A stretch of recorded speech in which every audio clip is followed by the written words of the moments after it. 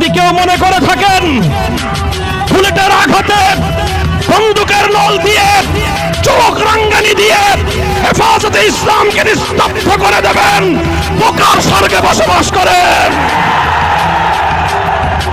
হেফাজতে ইসলাম মানে হলো বাংলাদেশ।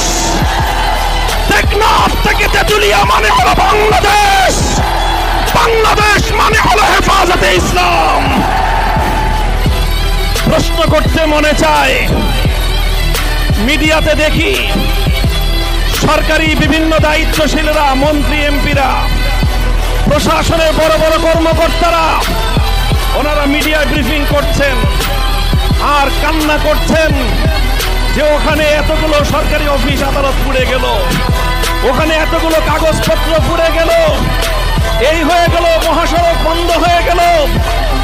কত কান্না, কত